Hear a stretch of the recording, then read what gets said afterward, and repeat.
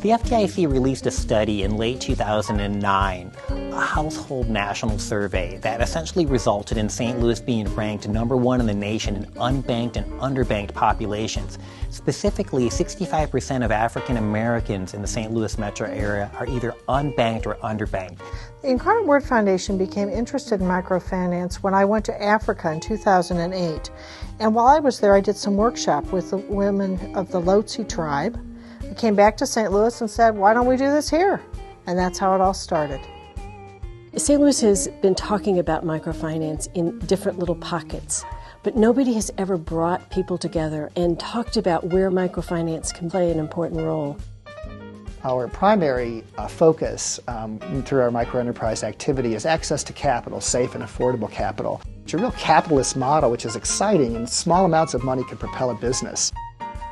Demand in the St. Louis metro area appears to be unabated for microloans, especially in light of the recent recession. Small business is such an important part of our economy, such a major employer, that microfinance is a great contributor to the objectives we all have in seeing higher employment in the United States. I would say one of our most successful micro-lending grants is to the Women's Helping Hands Bank of Midtown Catholic Charities. The women there have created a bank. It started in 2009. They have a micro-lending program for the people in the neighborhood. They have a program for youth where they're matching savings. They have a farmer's market, a community garden, and they're also looking at getting into some economic development activities. The greatest challenge that we have is reaching the entrepreneurs. I think we're one of the best kept secrets. As a not-for-profit organization, not having the large marketing dollars, we need to help with the community to tell the story. I would say the goals of the Microfinance Conference would be that we have a lot of interaction and entrepreneurial spirit in the building. We process about a ton of repurposed material a week in either used pallets or coffee bags. And we turn those into various items from totes to outdoor furniture, indoor furniture, and we're here because that's what we use to train people in the neighborhood to acquire skills and to start small businesses. The microenterprise landscape is so dynamic in St. Louis. It's exciting to be part of so many entrepreneurs who are serious about accessing credit in ways that they haven't in the past, credit for their business. At Justine Peterson, we view the credit score as someone's ultimate asset. In fact, we view an individual credit score as the fundamental asset for domestic microfinance.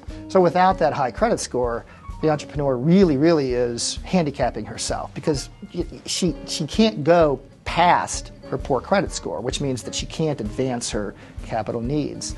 And so we add value to a loan for a business person by assisting that individual in building her credit. And one source for that is using a secured credit card. A secured credit card is when you make a deposit for the amount of the credit line you'll get on a credit card. And it means it's open to many more people than could get a credit card just based on your own FICO scores. And it's an important way of helping people to build credit scores. And so credit building is in itself an asset. Asset building usually has some component of a financial product or service, so there's usually a savings account or some other vehicle. And whenever anyone has an account and they're saving and investing, they're learning lots of things without even working at it because it matters to them. The project here is beekeepers. We're going to establish beehives producing honeys. The City Foundation has been a long-time supporter of microfinance globally and one of the initial pioneers in supporting microfinance here in the United States. And so it's important that we give them a place to go and find out how to build this little business. And once they start to build that, they build their credit. Once they build their credit, they can then mainstream into banks. But until those entrepreneurs have this access into credit, they can't really grow and they can't build those businesses.